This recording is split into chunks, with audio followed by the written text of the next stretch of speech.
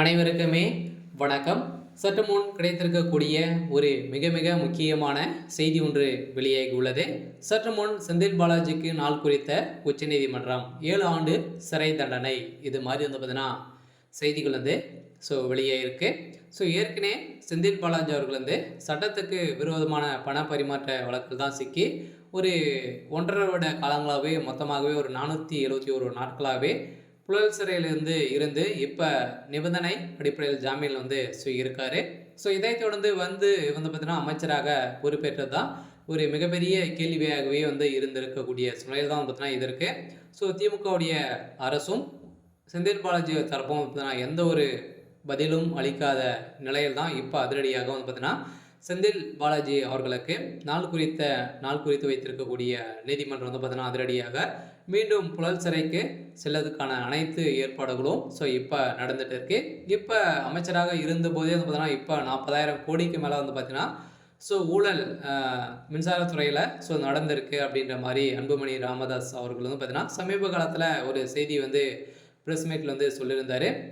இப்போ இந்த வருடம் பார்த்தீங்கன்னா மின்சாரத்துறையில் பார்த்தீங்கன்னா நிறைய கடன்கள் நின்றிருந்த நிலையில் தான் பார்த்தீங்கன்னா இப்போ அதிரடியாக ஏற்கனவே இருந்திருந்த நிலையில் 9% தான் கடனாக இந்தியாவுக்கு தமிழ்நாடு அரசுக்கு இருந்தது.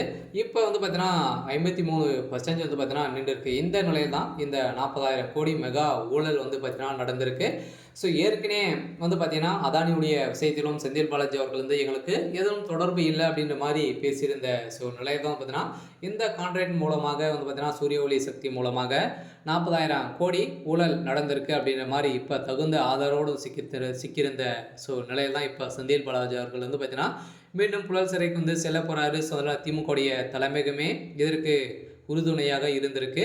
முதல்வர் ஸ்டாலின் அவர்களுக்கும் சிறையில் அடைக்கிறதுக்கான அனைத்து ஏற்பாடுகள் தான் நடந்திருக்கு. இருந்தாலும் ஏற்கனவே சட்டத்துக்கு விரோதமான பண பரிமாற்ற வழக்கில் சிக்கியிருந்த செந்தில் பாலாஜி மீண்டும் பார்த்தீங்கன்னா அவர் மீது வழக்கு பதிவு செய்திருக்கக்கூடிய சூழ்நிலையை தான் பார்த்தீங்கன்னா இப்போ வெளியில் 2-3 வழக்கு பதிவுகள் செய்திருக்கக்கூடிய அமலாக்கத்துறை பார்த்தீங்கன்னா பதிலளிக்க வேண்டும் என அமலாக்கத்துறை மீண்டும் பார்த்தீங்கன்னா மனு நீதிமன்றத்துக்கு வைத்திருக்கக்கூடிய சூழ்நிலையில் நாளை செந்தில் பாலாஜி அவர்கள் பார்த்தீங்கன்னா நீதிமன்றத்தில் ஆஜராக போகிறாரு.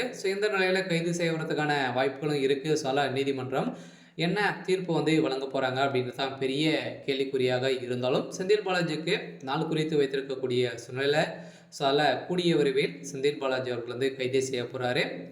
இப்போ 40,000 கோடி ஊழல் நடந்திருக்கு.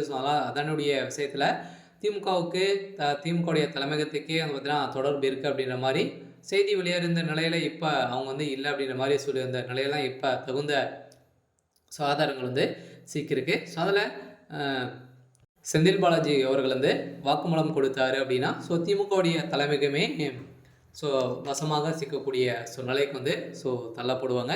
இருந்தாலும் என்ன நடக்குது அப்படின்றத வெயிட் பண்ணி பார்க்கலாம். இன்றைக்கான அப்டேட் இதுதான். மறக்காமல் நம்மளுடைய சேனலை சப்ஸ்கிரைப் பண்ணி சப்போர்ட் பண்ணுங்கள். தேங்க்யூ.